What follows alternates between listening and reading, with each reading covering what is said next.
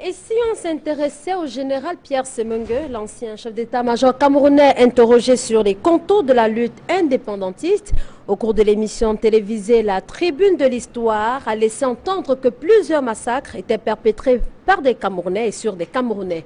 Des déclarations qui ont suscité un tollé et des réactions dans la classe politique. Jean-Michel Nincheux, Célestin Jamel, Bapolipote et les autres qui ont attiré l'attention des uns et des autres, faisant savoir que le général Semengue n'a pas dit la vérité et que ces déclarations sont aux antipodes de la reconnaissance par la France elle-même de ses crimes. Que redouterait donc le général Pierre Semengue? D'autre part, que redouterait aussi le délégué général à la sécurité nationale et partant le gouvernement camerounais pour ce qui est de la carte nationale d'identité. Ce document fait l'objet d'une attention particulière ces dernières semaines. La société Gemalto a été retenue pour la production de cette pièce et le quotidien Mutation estime que c'est la France qui a tout fait pour obtenir ce marché. Et durant cette édition de Droit de réponse, nous allons aussi nous intéresser au Gabon, ce pays voisin, et à l'annonce faite par le président Ali Bongo Ondimba de mettre à la disposition de la jeunesse et même de son pays une partie de l'héritage Bongo. Comment apprécier ces analyses qui arrivent quelques temps seulement avant la présidentielle dans ce pays? Madame, bonjour, messieurs, bienvenue sur Droit de réponse. Droit de réponse est ce programme qui se propose de disséquer l'actualité telle que vue par la presse, afin de susciter le débat. Ici, comme tous les dimanches d'ailleurs, des acteurs de la société civile, des hommes politiques et des journalistes se relaient sur ce plateau pour tenter de voir ou nous faire comprendre ce que la presse, elle, n'aurait pas pu. Merci donc d'être au rendez-vous de Droit de réponse ce dimanche. Dans un instant, nous ferons connaissance avec nos invités. D'abord, la presse telle qu'elle a vu ses actualités. Un tour dans les kiosques donc avec Flavien Valondongo. Bonjour Flavien.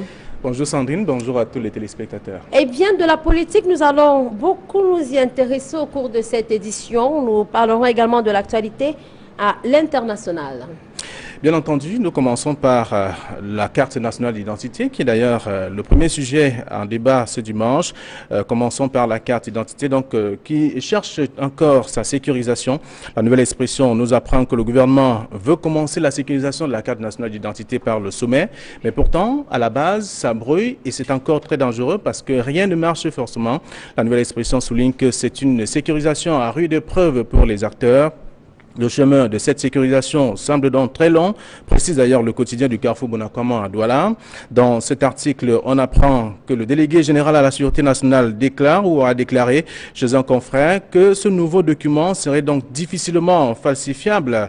Le même journal ajoute pour conclure que le délai de la mise à jour du précieux sésame n'est même pas encore connu dans les commissariats. C'est donc la bousculade pour se faire établir la pièce officielle. La question fait le tour des journaux depuis que le Cameroun a signé donc le contrat avec une nouvelle société française sur l'établissement et la sécurisation des pièces officielles au Cameroun. Autre sujet traité par la presse cette semaine qui s'achève, c'est notamment celui sur la question du génocide au Cameroun, avec notamment Jean-Michel Nincheux qui tacle Binzi et le général Semengue. Le messager qui traite d'ailleurs de cette question relève que le député du Social Democratic Front reproche aux journalistes et à son invité d'avoir tronqué l'histoire du Cameroun lors d'une émission. Dans le messager, l'élu de la nation qualifie d'ailleurs le général Semengue et le journaliste Nani Rabi-Binzi de négationnistes d'un genre nouveau de l'histoire du Cameroun. Pour lui, ils ont laborieusement tenté de nier la réalité du génocide ou encore de susciter le doute au sein d'un public qu'ils espèrent d'ailleurs mal informé et non averti. C'est donc une véritable controverse selon d'ailleurs Mutation. Dans ce quotidien, le général Semengue fait savoir qu'il n'a dit que la vérité. Pour lui, il n'est pas question de monter sur les plateaux de télévision pour dire n'importe quoi. Le député Nincheux n'a qu'à démontrer que ce qu'il a dit était donc faux. Pierre Semengue ajoute qu'il a d'ailleurs gardé John Frundi chez lui durant donc cette période-là, et que cela fait partie également de l'histoire du Cameroun. Nani Rabi-Binzi s'est plutôt montré très agacé par la sortie du député du Social Democratic Front. Selon Mutation, le journaliste et ancien employé de Jeune Afrique déclare dans Mutation ne pas être donc disposé à répondre aux diatribes au sujet de cette émission. Alors pour lui, ni le général ni lui-même n'étaient donc en mission commandée, comme il s'est dit dans la presse. Il s'est proposé d'ailleurs de joindre par téléphone Jean-Michel Nitieux pour lui répondre de vive voix.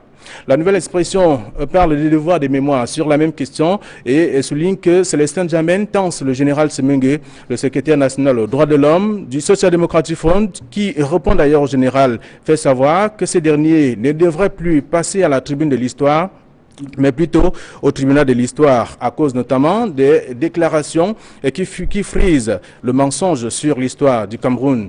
Autre actualité, cette semaine également concerne le président Ali Bongo, comme vous l'avez annoncé, Sandrine, notamment en célébrant, selon mutation, en célébrant donc le 55e anniversaire de l'indépendance du Gabon.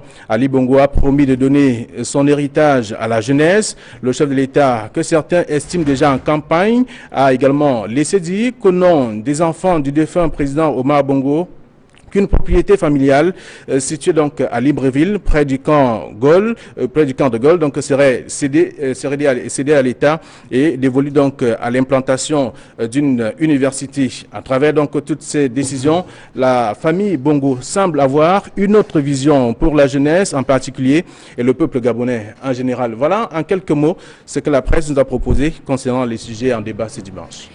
Merci à vous, Flavien Vallon-Dongo, et on va se retrouver certainement dimanche prochain pour une autre revue de la presse, en fonction bien sûr des thématiques qu'il y aura abordées. C'est bien cela. Très bon dimanche à vous. Et donc, avec nous ce dimanche, nous accueillons pour ce jour Alex Gustave Azé-Bazé. Bonjour. Bonjour Sandrine, bonjour aux téléspectateurs de Equinox Télévision. C'est un plaisir de partager avec vos honorables invités et j'espère que le débat sera utile, fructueux et constructif. Très bien, merci donc à vous d'avoir accepté cette invitation. Mais on peut quand même s'arrêter avec vous sur cette actualité aussi qui a fait bouger, et notamment sur les réseaux sociaux, on peut le dire. C'était cette une du quotidien de l'économie qui nous apprenait que 700 millions de francs CFA ont été dépensés pour 2 véhicules. On précise bien qu'il s'agit des Maybach pour la présidence de la République, ou mieux pour le président de la République. C'est un débat qui tient la route, vous direz? En principe, c'est un débat qui aurait pu ne pas avoir de portée véritable, si tant est que les dépenses présidentielles étaient rigoureusement connues et expliquées aux Camerounais, et quand bien même elles seraient budgétisées. Quand je finis de dire ça, je note quand même que on peut dire tout ce qu'on veut. 700 millions, c'est-à-dire presque 1 milliard de francs CFA, partant par des temps de crise sociale ou de demande sociale forte, paraissent ou nous semblent, en tant que citoyens, en tant que journalistes, en tant qu'observateurs, de la qualité de la dépense publique exagérée. Certains diront que quand un véhicule ou bien quand une infrastructure est acquise pour le chef de l'État, elle mérite un certain type d'atours, notamment les données, les éléments technologiques et de sécurité qui peuvent être intégrés. Mais voyez-vous, la question que les uns et les autres se posent, c'est si ces véhicules-là étaient uniquement destinés à la, à la fonction présidentielle, pourquoi y en aurait-il jusqu'à 2 du même type au même moment?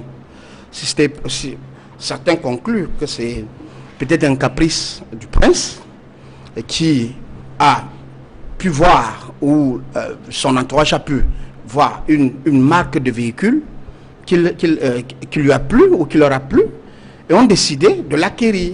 Malheureusement, c'est acquis sur les ressources de l'État du Cameroun. Et si c'était des biens personnels du chef de l'État, vraiment, ça ne générait pas. Pour autant qu'il y ait assez de transparence sur ses propres revenus. Mais la difficulté, c'est celle-là. Pour terminer, je vais dire quand même que selon les informations que j'ai rassemblées, on m'a dit qu'il y a 3 personnes seulement qui ont ce véhicule au Cameroun. Et que celui du chef de l'État, ou ceux du chef de l'État, puisque c'est... Il y en a 2 de la même série, donc de la même marque, ont été acquis à la suite, après un honorable personnage à Yaoundé qui doit être député et homme d'affaires et qui aime bien les choses, comment je l'ai dit, les atours apparents des personnes qui vivent du lucre. Certains, je ne vais pas le désigner ici parce que je n'ai pas vérifié cette information, mais les uns les autres... Il vaut mieux ne pas le faire. Il vaut mieux ne pas déclarer. Si vous voulez, si vous voulez, je le dis, c'est un député d'Undé. Et donc, quand je finis de dire ça, c'est dommage qu'on pense que ces choses-là, ces atouts extérieurs de signes de richesse sont absolument utiles pour la fonction présidentielle. Moi, je dis c'est gênant dans un pays où on demande aux citoyens de cotiser comme effort de guerre. C'est vrai que ces véhicules-là existent avant, ont été acquis avant comment vous appelez ça, avant l'entrée en guerre de notre pays contre cette hydre Boko Haram. Mais on remarque qu'il y a un ensemble de choses qui sont faites aujourd'hui qui donnent l'impression que l'État du Cameroun a certes des ressources, mais que n'a pas de ressources extrêmement extensibles. Très bien. Alors, on dit bonjour également à Anissé Kane, qui n'a certainement pas le même point de vue que vous. Anissé Kane, bonjour. Bonjour. Vous êtes membre je rappelle juste que vous êtes membre du bureau politique du Manidem et que tout à l'heure, dans les coulisses, vous estimiez que c'est plutôt un faux débat. Il y a des chefs d'État dans le monde qui ont des véhicules qui coûtent un peu plus cher que cela. Oui, non, c'est pas parce qu'ils coûtent plus cher, mais je veux dire que on ne doit pas s'en étonner. On est habitué à ce genre de dépenses exagérées. Vous voyez, bon. Souvent, nous avons tendance à dire que on est dans un bateau qui coule ou un véhicule qui est fou. Donc on verra des choses extraordinaires. Il ne faut plus s'en étonner. On n'en est plus un scandale. On en aura de plus en plus au fur et à mesure que le régime du sénateur à côté de moi va s'enfoncer. On aura des choses extraordinaires. C'est-à-dire que nous sommes une curiosité planétaire. Avons-nous tendance à dire on verra dans notre pays des choses extraordinaires, comme on s'achemine vers la fin du régime de mon sénateur voisin. Sénateur, justement, qui est avec nous aujourd'hui, Samuel Maud, bonjour. Bonjour Sandrine, merci. Merci d'avoir accepté cette invitation. J'étais seulement président à Anissé Kane, que je suis sénateur, et je tiens à le demeurer aussi longtemps que les électeurs me feront confiance. Donc il ne faut pas qu'ils se précipitent à me voir passer. Je suis encore là pour un moment. Oui, enfin, les électeurs, oui. Ah, ok. Vous n'êtes pas sénateur, on verra bien les sénatoriales, c'est prévu pour 2018, on en saura un peu plus dans les mois ou dans les années à venir. C'est lointain mais certain. C'est ça, vous direz aussi? Pardon? Que les sénatoriales, c'est lointain mais certain. Non, on y arrivera. On y est toujours arrivé. Oui. Et on y est toujours arrivé. Les élections, chaque fois qu'on les a programmées, des fois avec des légers décalages dus notamment à des problèmes, à des soucis matériels ou alors à un effort de clarification du processus. Vous n'allez pas dire qu'il y a une échéance électorale qui a été sautée au Cameroun depuis il y a une cinquantaine d'années. J'ai plutôt envie de vous interroger en quelques secondes sur l'actualité sportive. Vous avez certainement appris que dans les couloirs de la Fédération camerounaise de football, avec le mandat du comité de normalisation qui s'achemine vers la fin, on a cru entendre du bruit comme quoi il y aurait un consensus qui serait trouvé entre les partis qui étaient jusqu'ici en désaccord et qu'un bureau plus ou moins consensuel est en train d'être trouvé. Vous comprenez comment que l'on parle de consensus aujourd'hui et pourtant la bataille pour que les élections aient lieu sont toujours déroulées. Et on fait parfois traîner le comité de normalisation jusqu'à ce moment. Moi, je crois fermement au vertu de la démocratie. Et quand on me dit que des gens sont en train de s'arranger pour se partager des postes, je suis tout à fait mal à l'aise. Hein? Des gens qui sont battus pendant des années en disant on veut absolument être président de l'Africa Football, on veut dire c'est tout à leur honneur. Je ne vois pas pour quelle raison ils s'accommoderaient des gens qui ont passé d'ailleurs le temps à critiquer pour pouvoir dire dès lors que moi je suis dans la liste, je peux considérer que je vais passer par perte et profit l'ensemble des revendications que j'ai portées jusque-là ou l'ensemble des aspirations que j'ai portées jusque-là.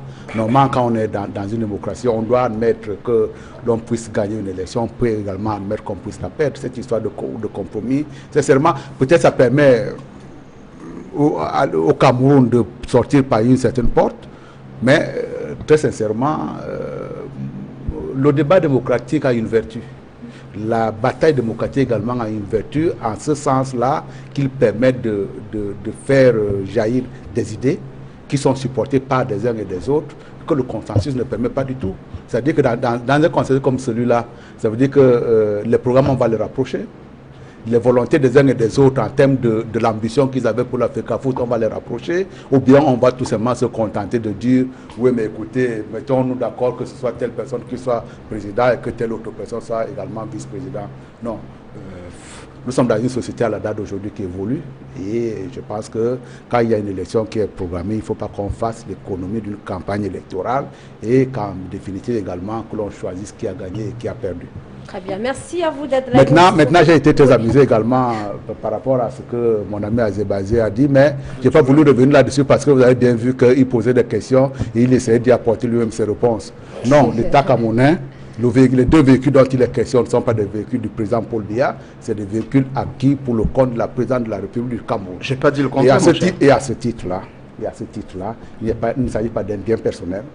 Bon, maintenant, on peut espérer. Il y en a surtout qui reconnaissent qu'on n'a pas entendu parler, on va dire quoi, on n'a pas suivi depuis quelques années, une dizaine d'années d'ailleurs, que la présidente de la République avait acquis des véhicules et donc ce serait tout à fait... Mais c'est des histoires, ce n'est pas parce qu'on n'en parle pas qu'on n'en acquiert pas. Raison de plus pour que si on a fait une dizaine, en raison de problèmes de restrictions budgétaires pendant un certain nombre d'années, c'est pas vrai. Que l'on puisse... La voiture Serpent a été acquise, ça fait combien d'années? Oh non, non, elle date de bien longtemps. Hein. Elle date de bien longtemps, ça date de quand? Une vingtaine d'années à peu près. Ah bon, une vingtaine d'années ne veut rien dire. Hein. Vous qui êtes député du parti au pouvoir. Une vingtaine d'années du parti. Donc lui-même il a répondu à cela en disant que peut-être pour des problèmes de sécurité, on a besoin d'un certain minimum d'investissement dans le secteur. Nous n'avons pas également besoin des institutions qui volent en éclat, parce qu'on n'a pas pu protéger le président de la République. Il mérite protection. Très bien. Merci. Merci donc à vous, Samuel Mot. Et nous terminons en disant bonjour à Grégoire Kamkumo. Bonjour, vous connaissez très bien l'histoire, vous êtes enseignant d'histoire et la rentrée scolaire approche, et avec ces mêmes mots, pour certains on dirait, entre établissements clandestins, des problèmes d'association de parents d'élèves, des frais d'APE qui sont toujours plus ou moins contestés par les parents, un peu plus chers chaque année. On apprend également que le ministre vient de procéder à la création de nouveaux établissements. Mais est-ce que ce serait l'essentiel pour vous? À la rentrée. À la rentrée. De nouveaux établissements qui ont été créés, une cinquantaine exactement.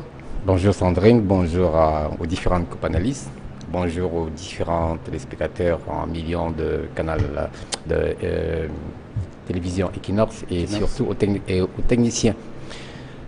Pour revenir au sujet que vous évoquez, le domaine éducatif est un domaine très sensible. Et en ce qui concerne le Cameroun, je ne crois pas que depuis des décennies, on prend ce secteur au sérieux. Parce que la manière de gérer le secteur éducatif est faite de manière, disons, hasardeuse, sans une réflexion de profondeur, sans une projection futuriste. Et on n'a pas seulement l'impression, la preuve du saupoudrage permanent est là. La création de dizaines d'établissements chaque année qui ne cadrent pas avec la réalité de l'encadrement de ces établissements est en quelque sorte une navigation à vue. Il est bien de créer des dizaines d'établissements, mais alors, à quoi serviraient ces établissements qui sont créés sur papier, qui n'ont pas d'infrastructure, qui n'ont pas d'enseignants, qui, dans certains cas, n'auront même pas un effectif d'élèves correspondant à un effectif capable de faire fonctionner un établissement? Voilà des questions qu'il faut se poser. Et maintenant, pour revenir à des faits historiques comme ce que nous allons débattre tout à l'heure, l'histoire est cruelle. L'histoire repose sur des faits. On peut interpréter des faits, mais on ne peut pas changer des faits. C'est justement ça. Et le problème qui va se poser dans notre débat, c'est celui de savoir s'il faut tronquer l'histoire et si on peut tronquer l'histoire en permanence. C'est une belle interrogation et nous allons justement commencer par là en évoquant bien sûr ces déclarations du général Pierre Semengue sur l'émission, au cours de l'émission La Tribune de l'Histoire, diffusée chez nos confrères de Canal 2 International, le général Pierre Semengue qui a fait un certain nombre de déclarations. Alors, Alex Gustave Azébazé, comment la presse a selon vous abordé cette problématique qu'il y a quand même eu après les déclarations du général Pierre Semengue? Je dois dire que la presse, hein, de manière générale, me semble être un peu trop restée en retrait. En lisant la plupart des quotidiens, en tout cas les quotidiens de premier ordre qu'il y a dans notre microcosme, je constate que s'il n'y avait pas eu les réactions d'un certain nombre d'acteurs politiques, la presse aurait fait comme elle a l'habitude de faire ici chez nous, ne pas reprendre comment je vais dire, les déclarations publiques des hommes publics dans différents médias. Or, la dynamique démocratique, la dynamique contradictoire se nourrit dans les médias, non pas à travers ce que chaque journal aura créé, aura inventé, mais c'est d'utiliser les autres confrères comme source pour approfondir ou donner du sens à une actualité, à des faits. Cela dit, après la sortie des cadres ou leaders donc on pourrait reprocher de n'avoir pas mis en exergue suffisamment ces déclarations avant d'évoquer les critiques qui sont venues. À mon avis, jusqu'ici, je n'ai pas beaucoup vu, en tout cas dans la presse quotidienne, c'est celle que je lis le plus, lequel des journaux a repris, par exemple, l'interview en question, diffusée sur Canal 2, une chaîne du microcosme, pour en faire une recension libre ou autonome et aller donc vers des acteurs de l'époque ou des acteurs du moment, les interroger sur un certain nombre, en fait faire un travail de synthèse et d'analyse. Et du coup, ça donne l'impression qu'il y a un ping-pong entre M. Semengue et ces acteurs politiques-là, ce qui ne devrait pas être le cas. M. Semengue a dit ce qu'il pense être sa vérité. Il me semble qu'il y a des acteurs de cette période-là qui sont dans ce pays, qui sont vivants et qui sont capables. Il y a même des références historiques.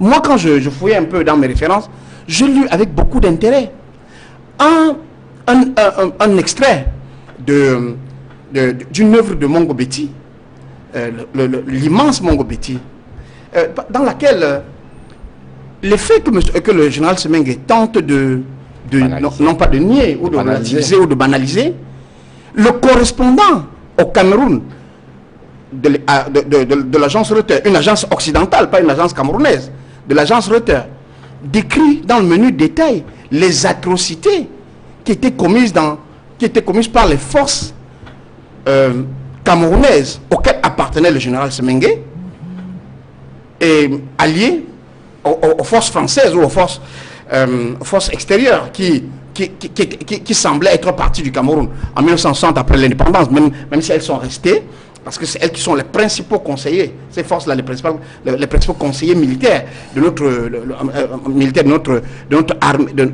armée aujourd'hui. Donc quand je finis de dire ça, je dis, il y a de l'espace, il y a de la matière aujourd'hui pour tout journal, surtout de la presse écrite, qui veut faire un travail de fond, de mettre en lumière des faits qui contrediraient les déclarations du général Semengue.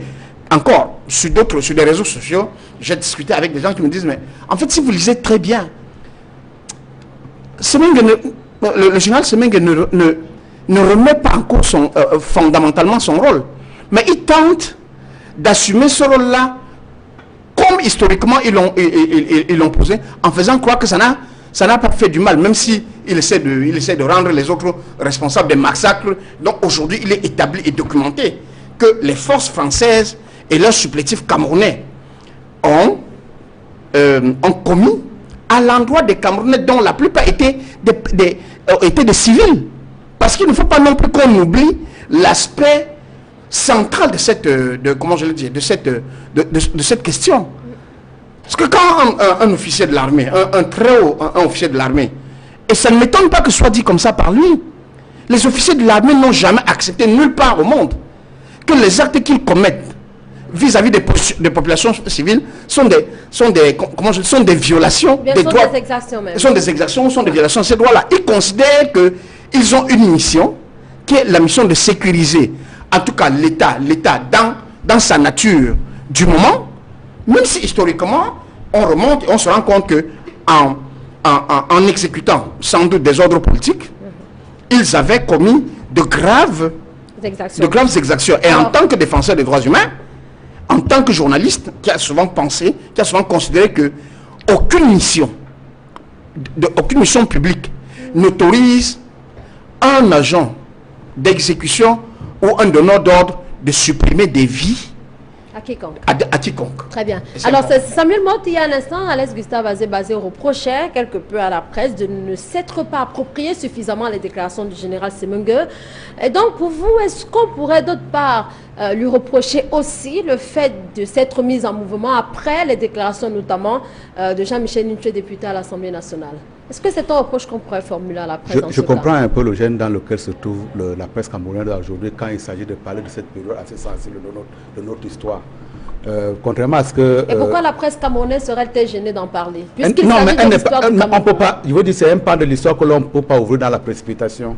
Parce que ça demande un certain nombre de travaux de recherche pour pouvoir passer à un certain nombre d'affirmations. À la limite, je suis d'accord avec lui quand il dit que pour l'information des Camerounais, il aurait été souhaitable que cette interview-là du général Semengue puisse être mise sur la place publique de telle manière à ce que chacun puisse s'en imprégner, puisse s'en informer et soit capable de tirer un certain nombre de conclusions.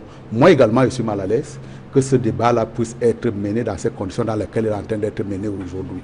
La question qui a été posée, puisque le fait déclencheur de ce mouvement-là est la question qui a été posée à François Hollande, je pense que la question elle était légitime. De même que la question elle est légitime dans son ensemble, qui consiste à dire est-ce qu'on ne peut pas porter un regard nouveau sur cette période trouble-là qui était celle de l'indépendance. Mais même une fois que j'ai dit ça, je dois également dire que autant cette question-là elle est légitime, autant on doit la poser avec le maximum de froideur, parce que je veux dire, le mouvement dans lequel Nitoué veut nous amener à la date d'aujourd'hui ne suscite de ma part un certain nombre de réserves. Oui, je peux affirmer que autant on peut déplorer que le pouvoir colonial a massacré des honnêtes citoyens camerounais, autant également, et cela avec des preuves, je pourrais également affirmer que les gens qui défendaient les libertés à l'époque ont massacré leurs propres frères. Hein? Mais c'était la guerre, et lorsqu'il faut parler de cette part de l'histoire-là, il faut le faire. Ma communauté à moi, à la date d'aujourd'hui, elle est dispersée dans le Cameroun tout entier, parce qu'effectivement, lorsque la guérilla revenait dans l'arrière-pays, c'était pour dire, dès lors que vous avez décidé d'être enrôlé parmi nous, on va vous massacrer. J'ai des populations qui ont été massacrées dans le cadre de ces guerres-là, non pas par le pouvoir colonial, mais essentiellement par des Camerounais qui estimaient, et c'est un comble, que étant défenseurs de la liberté, on était obligé de porter le même combat. Non, on avait le droit également d'avoir des réserves. Si, on avait le droit également d'avoir... Personne n'a massacré personne parce que... Azebazé, renseignez-vous. Je suis du département d'une CAM, et pour être plus précis, moi qui vous parle, laissez-moi terminer. Laissez-moi terminer. Parce que, écoutez, ne déformez pas l'histoire. Ne déformez absolument pas l'histoire. Je ne suis pas là pour cautionner. C'est aujourd'hui qu'on se rend compte que l'histoire camerounaise a été déformée. Attendez, Azebazé, je ne suis pas là pour cautionner. Je ne suis pas là pour cautionner le fait que les colons ont massacré des populations camerounaises, mais je vous dis tout simplement, en ce qui concerne de parler de cette histoire, le droit d'inventaire inclut également le fait qu'il faut reconnaître à un moment donné que les Camerounais ont massacré les frères camerounais au nom de cette prétendue liberté. Je n'étais pas, moi, obligé, en tant que, c'est pas moi, citoyen camerounais, de dire que je veux être dans le mouvement de libération. C'était mon droit de dire je ne suis pas. Que je suis Mais le colon. ce que je peux vous dire, dans ma région à moi, à la date d'aujourd'hui à Zébazé, je ne sais pas où vous êtes né, les populations ont été effectivement massacrées, des femmes ont été décapitées, des chefs traditionnels ont été décapités, des oreilles des femmes ont été cisaillées. Ça également, vous ne pouvez pas parler ça par perte et profit. Et donc, à mon sens, laissez Semengue défendre la position qui est la sienne en tant que personne qui a participé à ce mouvement-là, mais de grâce, ne le massacrez pas tout de même. Alors, Anissé Kane, finalement, on peut comprendre, si l'on écoute bien, le sénateur Samuel Motz, qu'il y a eu, bien évidemment, des crimes qui ont été perpétrés sous l'instigation des colons, mais aussi des Camerounais qui ont été tués par les autres. Est-ce que vous partagez ce point de vue? Vous savez, lorsqu'on boit dans une bouteille, il y a des gouttes qui s'échappent. Hein. Bien. Voilà. Mais on ne va pas dire que toute l'eau est allée à terre. Je suis désolé. D'accord. Non, mais c'est un début. Vraiment. Si Azébazé pouvait commencer par là, on s'entendrait. Quand on boit, il y a des gouttes qui vont à terre. Non, moi je veux dire, je crois qu'on déforme même l'objectif de Semengue. Semengue est dans une entreprise de négation de la répression avant, après, en 90, en 76, en 90. Il dit qu'il n'y a pas eu de répression barbare par les forces de sécurité dans ce pays. Ce n'est pas uniquement après l'indépendance. Puisqu'il parle de 92, il ne parle pas de 76, on a arrêté 2000 jeunes Camerounais. Peut-être qu'il était à l'étranger. Il ne parle pas de 90, où on nous a arrêtés, il y a eu le Villemont, où il y a eu des massacres. Ici à Douala, des choses que j'ai vécues, etc. Le commandement opérationnel. Non, mais pour M. Semengue, pour Pierre Semengue, la répression, c'est du fait des maquisards. Alors, comme c'est un affabulateur, il mérite, tout le monde le sait, d'abord, ses gesticulations sur le plateau Le Monde, je vais donner des exemples. Premier exemple d'affabulation, je l'ai noté. En 84, il raconte qu'il allait délivrer, il s'est parti, il allait vers l'aéroport de Yaoundé. Mais non, Semengue était en fuite et des soldats l'ont retrouvé en petite tenue à côté de l'aéroport de Simalène. Il est en fuite. Les protagonistes... Ah oui, les protagonistes de cette histoire, les hommes de troupe et les officiers supérieurs présents ce jour-là sont là. Et d'abord, ça se murmure au niveau des officiers supérieurs de temps en temps. Cette fameuse histoire de Semengue en petit culotte en fuite. Et mais le général Assola écrit. Voilà, vers Simalène. Comment? Première chose. Deuxième chose. Alors, il parle de la répression des maquisards. Les têtes coupées, c'est aussi les maquisards. Avec des photos qui existent, des têtes de Camerounais coupées, exposées en plein ville de Bafoussam. Ce n'est pas les fantasmes de Bindi qui vont enlever ces histoires. Moi, je ne comprends pas comment est-ce qu'on peut le dire. Troisième affabulation de M. Semengue, après le coup d'État de 84. Nous, on a condamné ce coup d'État. Mais les procès qui sont déroulés sont dans quelles conditions? Pierre Semengue dit que ceux qui ont été condamnés ont demandé la grâce à Paul Biya et Paul Biya l'a refusé. Ce n'est pas vrai. Ils n'ont même pas eu le temps de demander la grâce. On les exécutait quelques heures, voire quelques minutes après la sentence. Tout le monde le sait. Sauf Pierre Semengue. Alors, je ne comprends pas. Vous voulez dire qu'il tente de tronquer les faits ou bien de tenter de nationaliser l'histoire? Il prend les Camerounais pour les imbéciles. Notre ami Issa Tourma, ministre de la Communication, a été acquitté. Et votre ami, vous dites? Oui, je dis notre ami. Bien sûr. Mon ami, disons donc mon ami. Allons-y, je voulais le savoir. A été acquitté par le tribunal militaire. Il a fait 7 ans de prison du fait de la décision de certains officiers de l'armée. Alors, Semengue n'était pas là. Bon, peut-être comme il avait fui à Simalène, il n'était pas à côté. Donc, vraiment, moi, je dis, bon, Semengue raconte des histoires sur l'histoire de ce pays. Bon. Sauf que, comme les protagonistes existent, et que les Camerounais ne sont pas des imbéciles, c'est peine perdue. Vraiment, tout ce qui va arriver, c'est que le sang des patriotes va retomber sur lui. Et je le souhaite, que le sang des patriotes camerounais morts pour ce pays retombe sur Pierre Semengue. Parce que c'est extraordinaire de salir la mémoire des gens qui sont battus pour que Semengue puisse être chef d'état-major de l'armée camerounaise.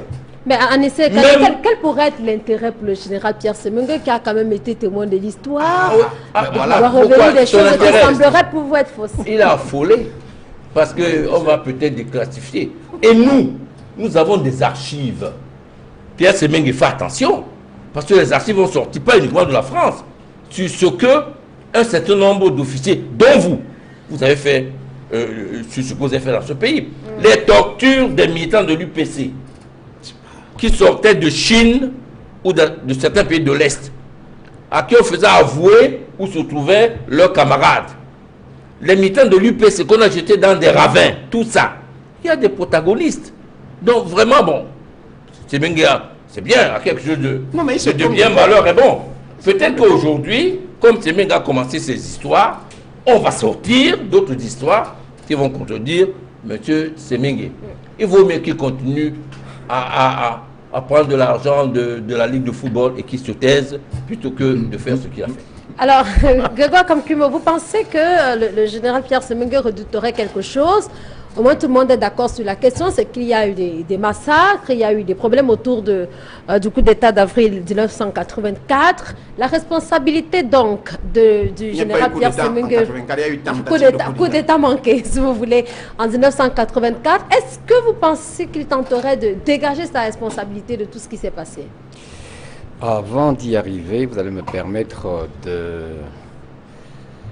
faire un petit rectificatif ou bien d'apporter une opinion différente aux déclarations du politique et du sénateur à ma gauche.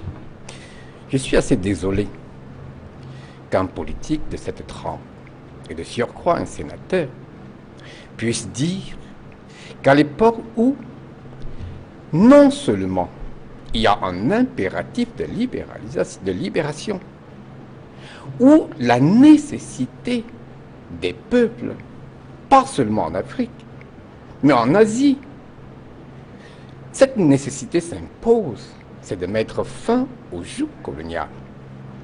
Que le sénateur puisse déclarer que lui, s'il était là à l'époque, il n'avait pas à être obligé L'obligation. de prendre le train, Là, j'ai vraiment peur, là. de prendre continuer. le train de la libération. Non. C'est un mouvement qui concerne un peuple. Et c'est un mouvement légitime. Personne ne peut le mettre Il faut en accepter qu'il y a cause. des esclaves qui sont contents de leur sort aussi. Bien. Ah. De ce point de vue, C'est les droits. je voudrais lui faire C'est même comprendre pas ceci. Ceux qu'il pense comme des Camerounais qui ont massacré d'autres Camerounais, il faudrait expliquer le contexte. Il ne s'agit pas d'un mouvement d'ampleur, il s'agit de cas exceptionnels. Et ces cas, Il était général dans ma région. Laissez-moi continuer. Je dis qu'il est exceptionnel. Pourquoi? Parce que même ce massacre peut se justifier dans le cadre de la libération du Cameroun. Pourquoi? Parce que ceux qui étaient en face, pour la plupart, étaient des indicateurs ou des informateurs des forces coloniales. Ça, c'est un élément qu'il faut le préciser. Et la réaction ne pouvait que être celle-là. Ce n'est pas un phénomène propre au Cameroun. En Algérie, c'était le cas. En Afrique australe. En France même. En France. Qu'est-ce que De Gaulle a fait pendant la résistance? Bien. Pour en revenir au général Semengue, il faut voir dans quelle posture le général s'installe pour faire ses déclarations. Il ne peut pas mettre les pieds dans le plat. Toute sa carrière, il a droit à la France coloniale et la France postcoloniale. Ce qui s'est passé au Cameroun, les différentes exactions, il faut les classer à 2 stades. Et à chacune des stades, le général Semengue est acteur et témoin de cette histoire. Il eût fallu, de sa part, une certaine retenue, une certaine maîtrise, une certaine prise de conscience pour pouvoir faire des déclarations qui puissent lui faire honneur. Parce que ces déclarations sont un témoignage pour l'histoire. Et ces témoignages resteront à jamais. Pourquoi? Acteur pendant la période coloniale, il a participé activement aux différentes exactions dans les différentes régions où il a été affecté. C'est lui qui prendra la relève comme premier officier indigène après l'indépendance supposée et le départ supposé des Français. Mais si l'on comprend que pendant la période coloniale, il exécutait l'ordre du pouvoir colonial, et ce pouvoir colonial n'avait qu'un seul souci, qu'un seul intérêt, faire prévaloir partout les intérêts supérieurs de la France. Et en ce moment-là, il fallait utiliser tous les moyens pour aboutir à cette fin. Et le général Semengue, supplétif de l'armée coloniale française, n'avait pas d'autre choix. Mais maintenant, après l'indépendance, le général Semengue, en tant que nationaliste, non, on peut dire que pendant la période coloniale, il y a ce phénomène dans l'armée où l'insubordination n'est pas permise, et encore que lui, indigène de surcroît, avec le complexe du colonisé, ne pouvait pas, dans sa stature, se prévaloir d'une opposition aux différentes directives de l'administration coloniale française. Encore que lui, il savait effectivement et savamment pourquoi les différentes décisions et ordres de l'administration coloniale étaient donnés et appliqués sur le terrain. Très bien. Maintenant, après la colonisation, après l'indépendance, il avait quand même un peu de recul pour pouvoir, à partir des réalités du terrain, à partir des réalités historiques, prendre une certaine distance et orienter les différentes décisions gouvernementales. Or, il ne l'a pas fait. Et il ne l'a pas fait pourquoi? Parce qu'il n'avait pas intérêt à le faire. Très bien. Pourquoi? J'en arrive à la fin. Oui. Tout simplement parce que il y a une logique coloniale qui se perpétue après l'indépendance. Donc, l'indépendance... Le néocolonialisme. Vous avez utilisé le mot que je veux dire. L'indépendance théorique ou factice que nous avons eue, c'est n'est en réalité qu'une forme de prolongation de la colonisation sous la forme du néocolonialisme, comme l'a dit Anissé Lekane. Et dans ce cas, le général Semengue, qui sait très bien les réalités qu'il a vécues, parce que le cas, par exemple, du docteur Hossein Afana, dont la tête a été coupée et ramenée à Yaoundé. Oui. Mais lui, il est comptable de ces faits, de la même manière qu'il est comptable de l'assassinat de Wandié. Or, il était, lui, le chef dans la région de l'Ouest, et il était présent. Et il a estimé que la mort de Wandié n'était rien par rapport à la mort d'autres Camerounais. Ça, c'est grave.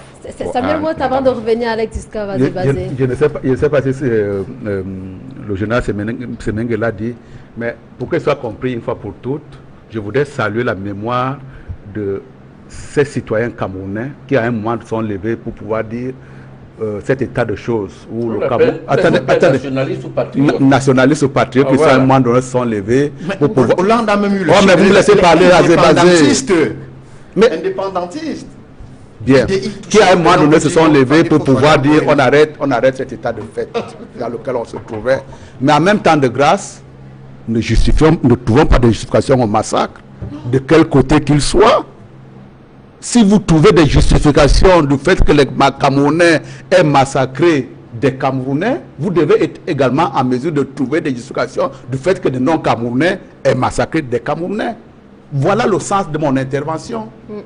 Qui consiste à dire, effectivement, c'est une période assez sensible en ce qui concerne notre histoire. Ne nous déchirons pas seulement dessus. Je suis à 100% pour le journaliste qui a pris cette audace, mais ce n'est même pas une audace, qui a eu cette initiative de poser de manière frontale cette question à la France. Parce que, parce que nous estimons... Journaliste? Non, mais justement, je veux dire lors de son dernier passage, qui a posé la question au président français. En ce qui Je concerne... parle du journaliste. Ah, parce que d'accord. Non, je ne parle pas. Je parle pas de midi. Sénateur. Qui a posé cette question-là, je pense qu'effectivement, en tant que pays ayant défendu un système, également un certain nombre d'initiatives qui avaient cours pendant cette période, nous devons, la France nous doit un certain nombre d'explications. Et je souhaite effectivement que cette déclassification ait lieu. Mais maintenant, ce qui m'a fait intervenir tout à l'heure, c'est, je veux dire, la tendance qui consiste à dire à la date d'aujourd'hui, dans cette guerre-là, il y avait des bons, il y avait des méchants. Mais si!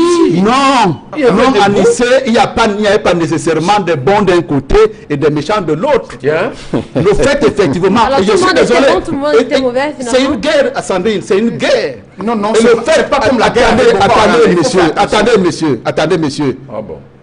Le professeur que j'ai en face de moi ne peut pas me dire, parce que c'était une guerre légitime, vous étiez obligés, tout le monde, mais à ce moment-là, on n'est plus défenseur de la liberté. Mais qu'est-ce qu'on Nous sommes un défenseur de la liberté. des traîtres à la presse nationale? Non, ce n'est pas de la traîtrise que de dire cette initiative-là n'est pas la mienne. Non. Ce n'est pas de la traîtrise. Vraiment. Votre Ce n'est pas de la indépendance, traîtrise, votre indépendance ne vous préoccupe pas. Vraiment. Oh, mais Votre liberté ne vous préoccupe pas, sénateur.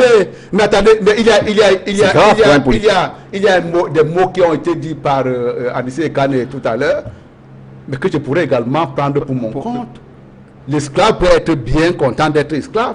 C'est bien, c'est bien. À un moment L'esclave donné, n'est pas conscient de sa situation on ne d'esclave. va pas le massacrer parce que il a refusé. Non, pas du tout. Mais attendez, pour des tas de raisons, pour des tas de Mais raisons, s'il empêche pour des les autres esclaves de se libérer, non, non, pas empêcher. Et ce n'était pas le cas, effectivement, parce que là, vous êtes en train de trouver des justifications. Et en aucun cas, en tant que partisan de la liberté, je ne vois personne parmi nous qui va dire il faut qu'on traite au nom d'un tel ou tel autre principe, parce qu'à ce moment-là, on trancherait la tête de tout le monde et on trouverait absolument à le justifier. Alors, les justifications ne sont pas difficiles à trouver.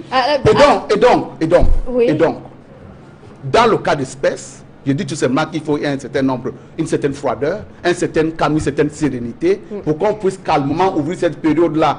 Mais encore une fois, ne nous acharnons pas sur le général Semengue, dont je ne suis pas le défenseur ici. Il a, au poste où il a été à cette période-là, fait la mission qui était la sienne. Est-ce que nous pouvons nous accorder là-dessus? Maintenant, elle n'était pas la nôtre, certainement. Elle n'était pas la mission des personnes, des indépendantistes. Mais en même complètement disparu dans les corps auxquels il appartient. Maintenant, ce qui constitue pour moi ici une circonstance aggravante, c'est le mode opératoire. Qui pourrait à un moment donné, on peut défendre également. Pourquoi est-ce que vous pouvez estimer qu'il n'y a pas de gens qui pourraient dire nous on se sent bien dans la République française et donc on ne veut pas de l'indépendance?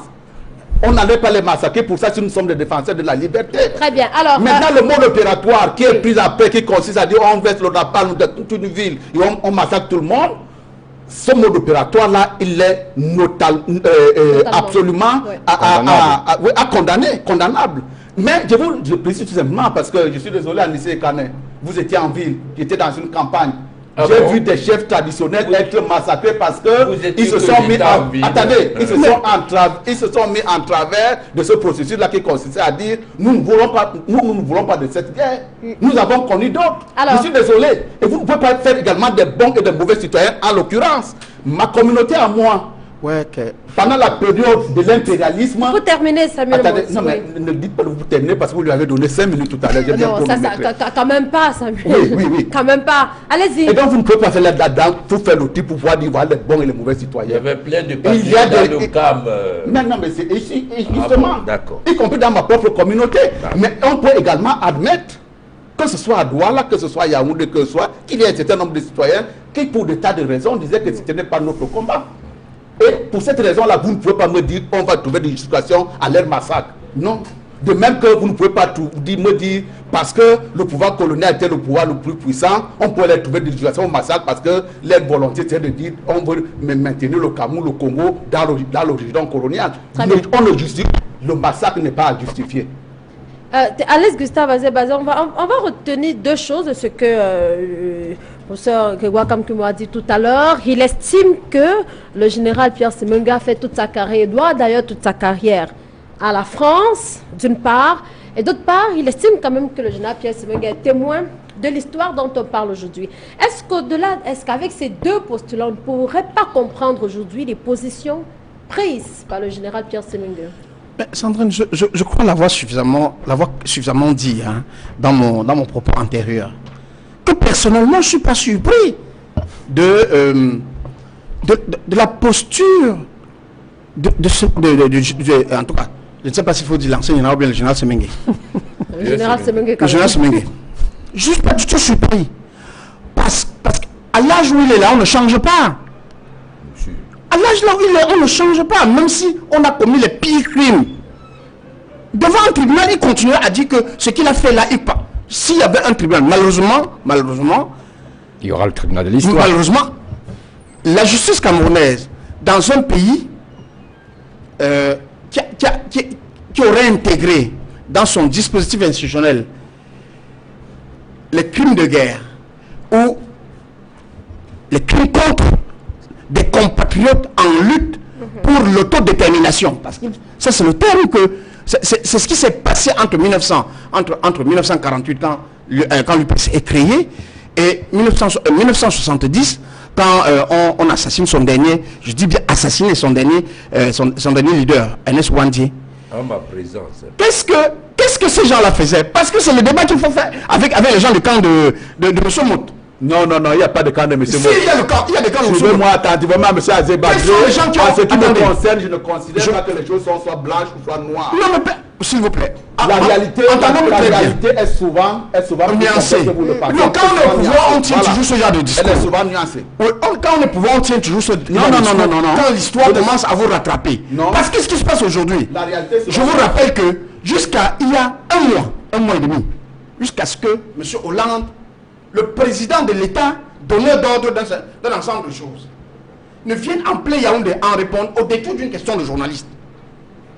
Pour cette visite dont les gens disaient qu'elle ne servait à rien, parce que jusqu'à ce que le président Hollande dise qu'ils savent, eux, les Français, c'est-à-dire l'État français, parce qu'il est le chef de l'État français, il n'y en a pas deux pour le moment, qu'il y a eu les forces françaises avant l'indépendance et bien entendu leurs collègues camerounais dont ils s'assuraient, comment je le dis, le conseil.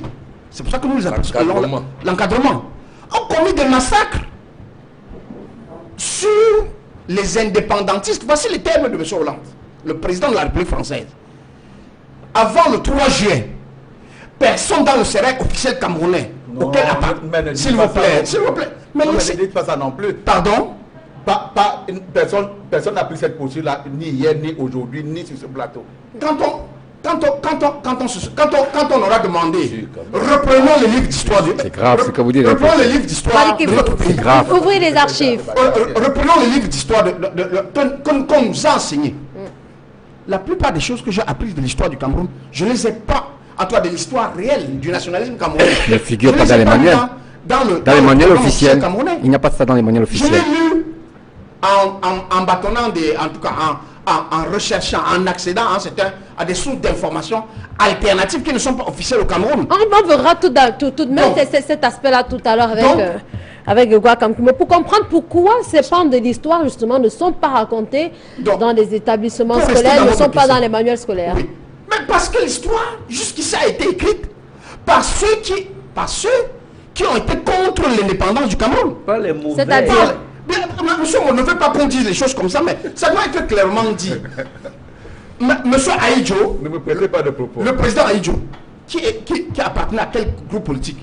Le groupe allié à la France, ce que les gens appellent souvent le groupe djihadiste, c'est-à-dire que les gens qui étaient proches de lui pour le jour-là. On n'appelle pas ça la vérité. Oui, bien entendu. Moi, je préfère. C'est le parrain des politiques du Cameroun. Donc, voilà. Ce groupe politique-là, je ne dis pas qu'il a quitté le pouvoir, il est là. Et il résiste. Et il va résister, il va se battre. C'est le journaliste qui analyse et qui dit que je ne peux pas prendre les propos de ce discours confusionniste dans lequel on veut, M. Mout veut nous enfermer là.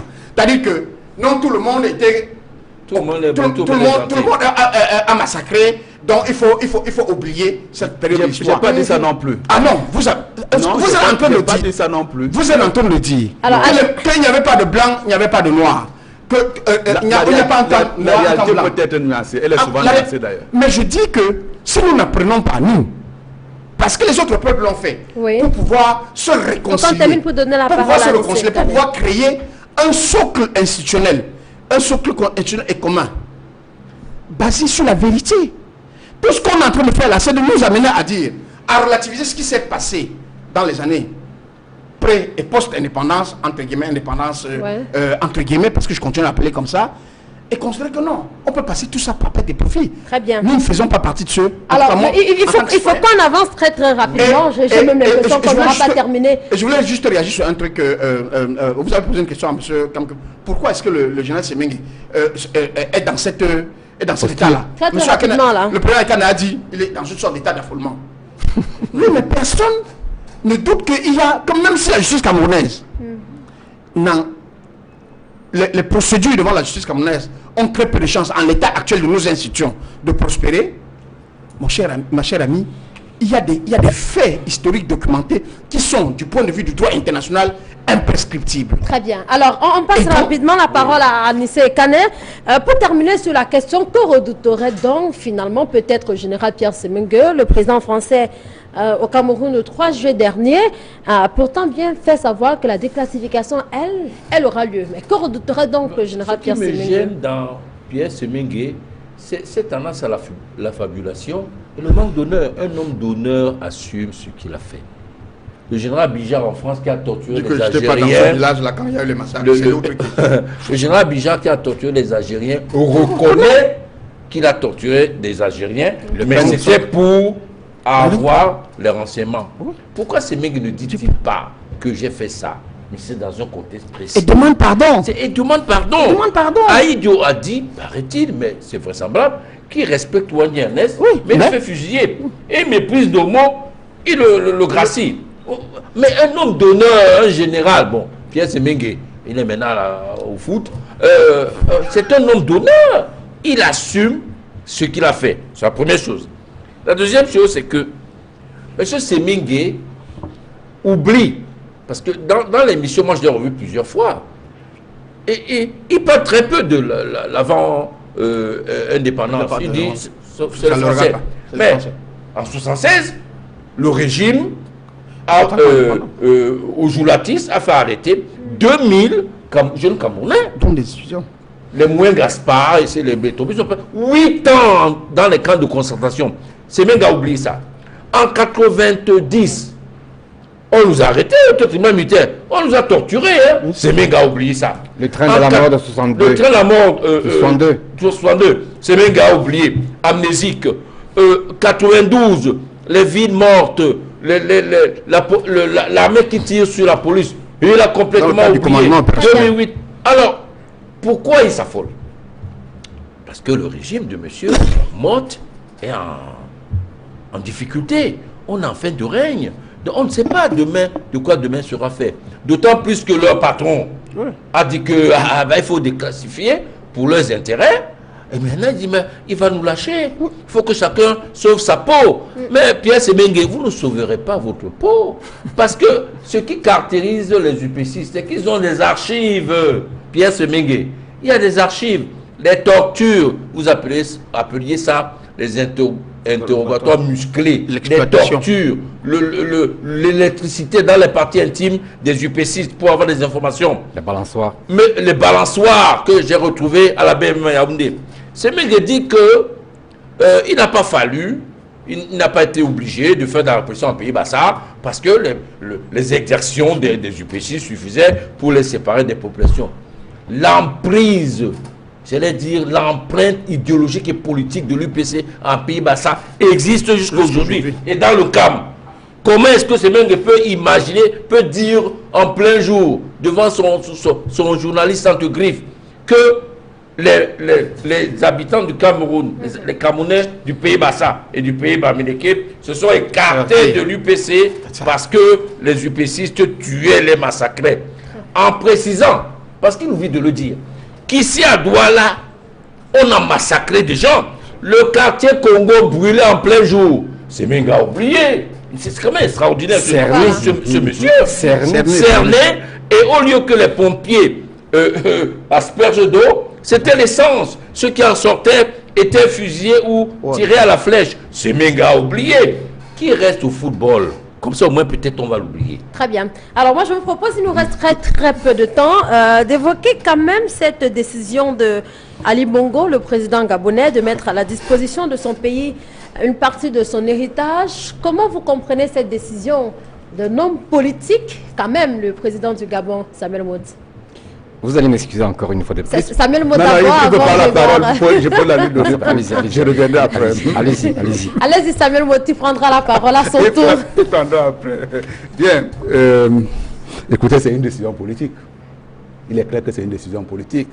Qu'est-ce que ça veut dire? C'est une décision politique. C'est-à-dire qu'on ne viendrait pas plus tard, on ne serait pas sincère, à votre sens, Samuel Moty. Il y aurait encore eu beaucoup plus d'efficacité s'il avait été fait sans grande déclaration, sans tapage. Parce que les effets pervers dans une déclaration comme celle-là, c'est que Ali Bongo, je suis désolé pour lui, il nous annonce déjà qu'il est un héritier. Ça, ce n'est pas une nouvelle, mais au moins il dit qu'il a bénéficié d'un héritage assez important de son père. Maintenant, l'autre chose également que je pense, c'est que je crois également que de fait de cette déclaration-là, il va mettre sa propre famille en difficulté. Pourquoi c'est son héritage à lui qui doit être mis à la disposition des citoyens gabonais et pas celui des autres, pas d'héritage. Je pense que ça a été une maladresse de sa part. C'est un président, il sait très bien ce qu'il peut utiliser comme moyen pour pouvoir mettre à disposition un certain nombre de ressources pour que son peuple s'épanouisse. On n'a pas besoin d'un tapage pour cela. Grégoire Kamkourou, sur la question. Mais avant d'y arriver, j'aurais souhaité donner quelques clarifications sur deux faits. Je voudrais préciser... Juste en 30 secondes. Oui, je voudrais préciser ceci.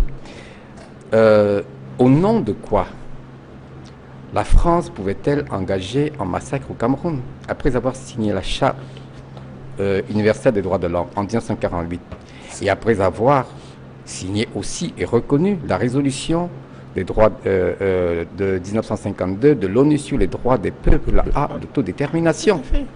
Voilà, ces deux faits suffisaient pour que la France n'ait aucun droit de massacrer qui que ce soit qui revendiquait. C'est toi qui essaie de justifier les massacres. C'est pas mon cas. Bien, c'était des faits. Pour revenir à l'affaire, le deuxième élément, c'est la nature de l'armée. L'armée camerounaise, à l'origine, n'était pas destinée à défendre le peuple. Elle était destinée à défendre les intérêts de la France. Ce n'est que par la suite, maintenant, qu'il y a eu une légère mutation, mais la mentalité reste. L'ennemi de l'armée, c'est le peuple. Parce que cela a été cultivé depuis avant l'indépendance. Et cela a été cultivé aussi par le politique qui relaie la politique de l'ancien maître qui continue à l'être directement ou indirectement. Pour le cas d'Ali Bongo, c'est un peu discutable.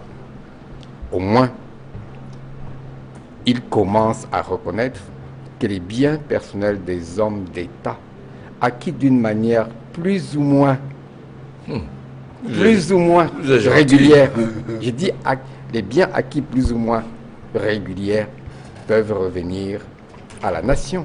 Et moi je dis ceci, on sait comment nos chefs d'État acquièrent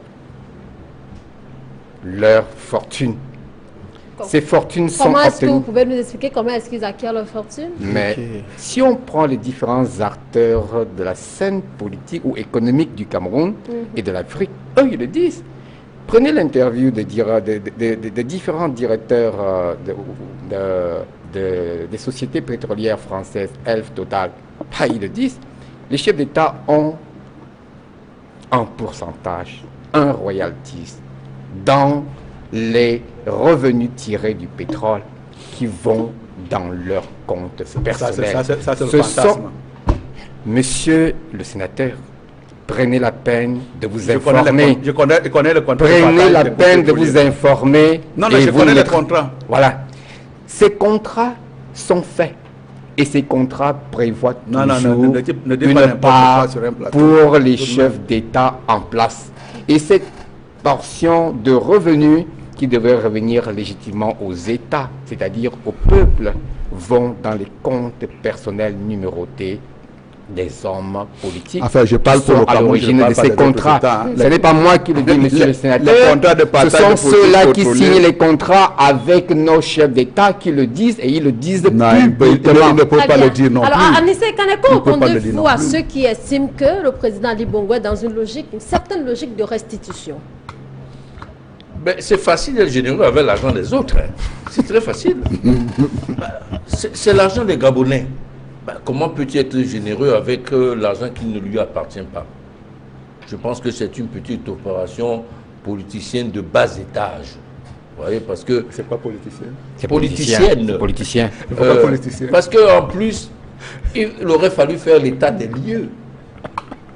Quel est l'héritage que Bongo, le papa, a laissé?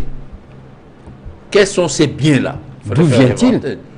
Donc oui, l'inventaire pour savoir d'où ils viennent et savoir dans ce que Bongo, fils, cède.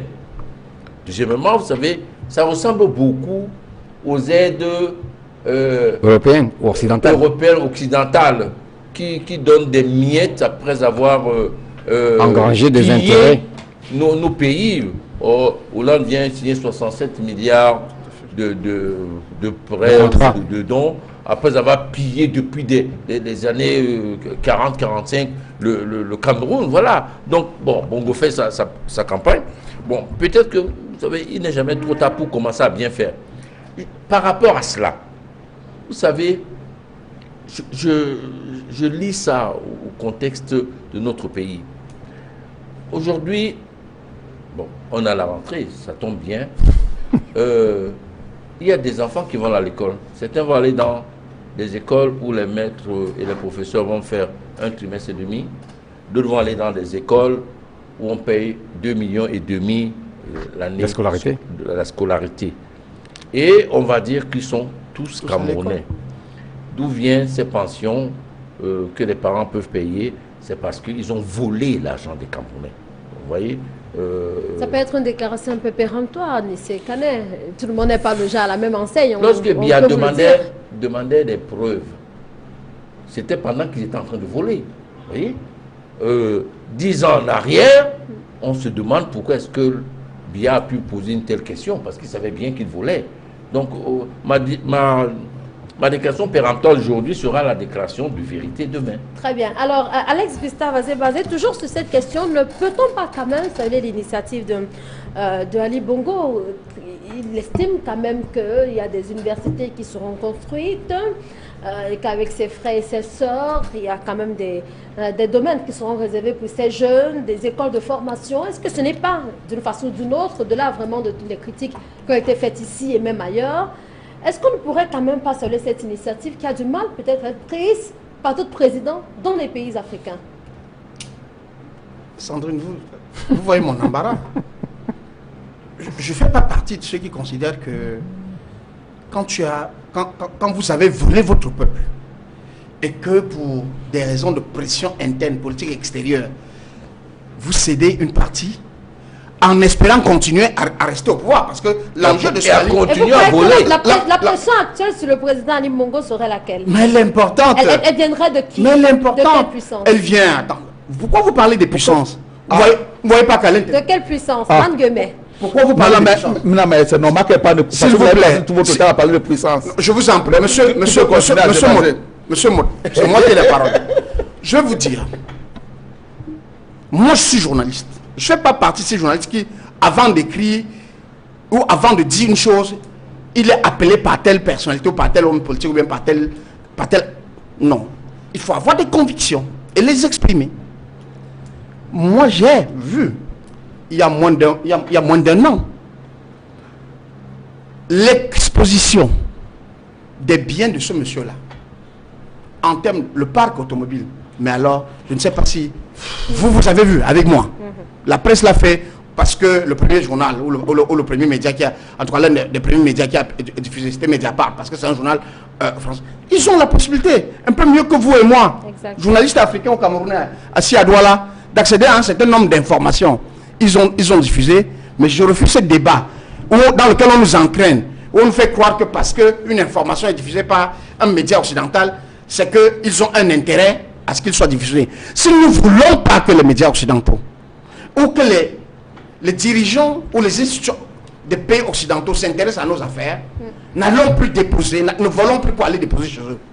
Moi, je fais ce débat-là dans des réseaux sociaux, dans des forums internationaux, où je dis, arrêtons de dire que les Occidentaux ont volé l'argent de la Libye.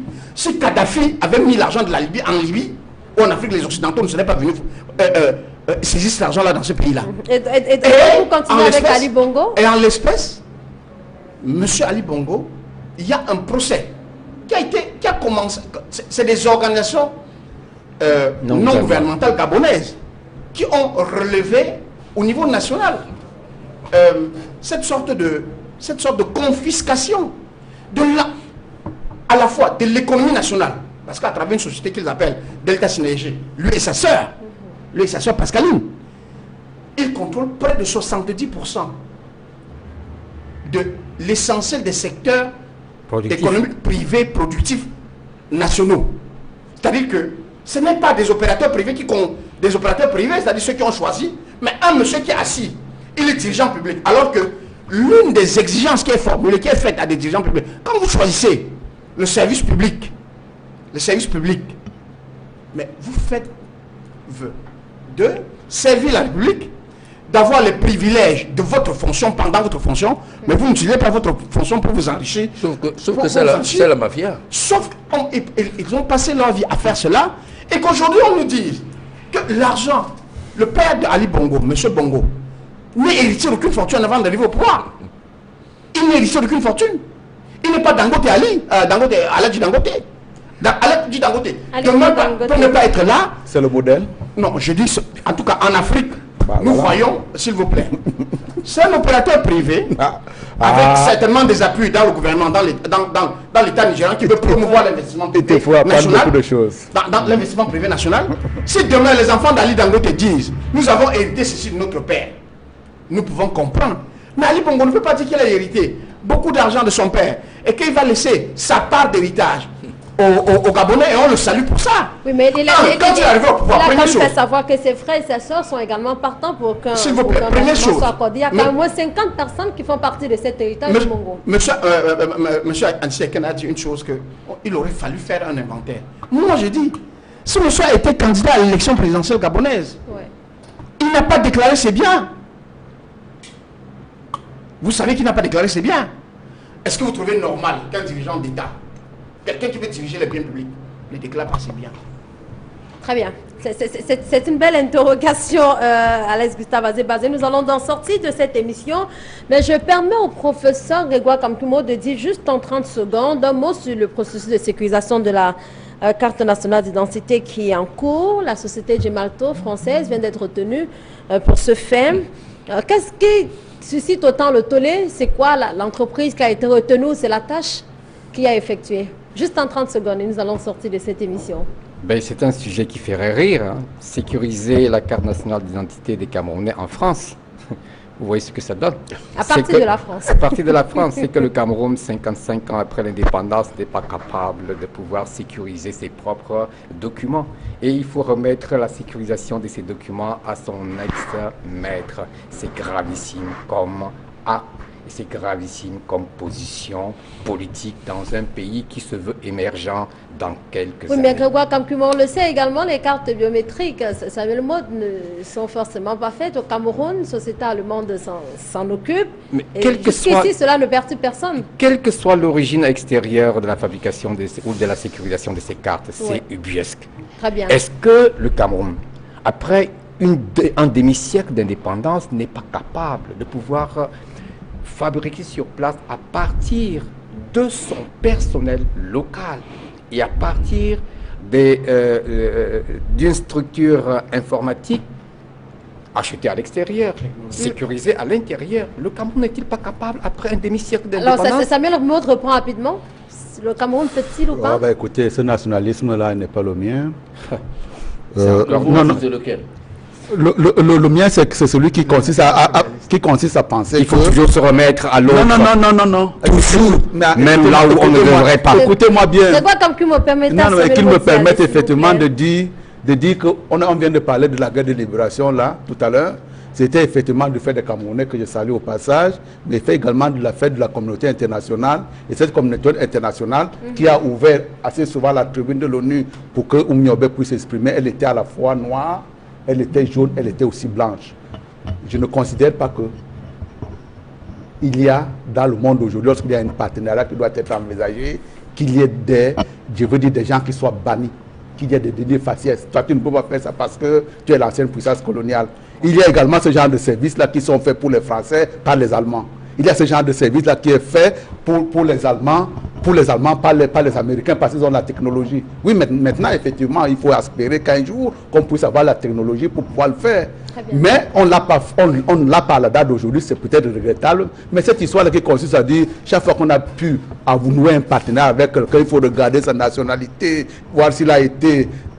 Encore une dernière fois en plus, je dois le rappeler, je ne me sens pas comme étant originaire d'un pays qui a été colonisé par la France. On n'a jamais été une colonie française. Ça sont des déclarations. Ce sont des déclarations. Ce n'est pas des déclarations, Ce sont des déclarations. Alors, qui il faut qu'on contredisent les sorte faits. rapidement, Anissé Kané. Nous sommes à la fin de l'émission là. Moi, ce qui m'embête, c'est que le fiasco de la sécurisation de la première carte nationale d'identité a été faite sous une entreprise française. Thales. Un grand scandale qui a envoyé à la retraite un certain nombre de commissaires divisionnaires et qui a été géré en grande partie par l'actuel ministre de la Défense. Il faut dire les choses comme elles sont. Que le sénateur ne semble ne pas connaître. Bon, non, il connaît très bien. Deuxièmement, moi je voudrais dire, ce n'est pas un problème d'indexer une puissance par rapport à la technologie, parce que c'est quand même une société privée. C'est de poser le problème d'une certaine autonomie dans cette sécurisation. C'est ce que je suis en train de dire. C'est tout. Ce n'est pas uniquement un problème technologique, c'est un problème politique. Très bien. Voilà. Merci. Je vous propose qu'on s'arrête là pour ce qui est de ce dimanche. Merci donc à vous, sénateur Samuel Motte. Merci également à Anissé Kané et merci aussi à Alex Gustave Azébazé. Je vous en prie. Voilà, et Je nous me disons censurais. également merci au professeur Gaba Kamkimo. Bonne rentrée à vous, je le dirais d'ores et déjà. Merci également à vous, madame, monsieur, d'avoir été au rendez-vous de droit de réponse le dimanche. On se retrouve dimanche prochain avec le même plaisir. C'est plaît à dire au revoir. Merci. Merci.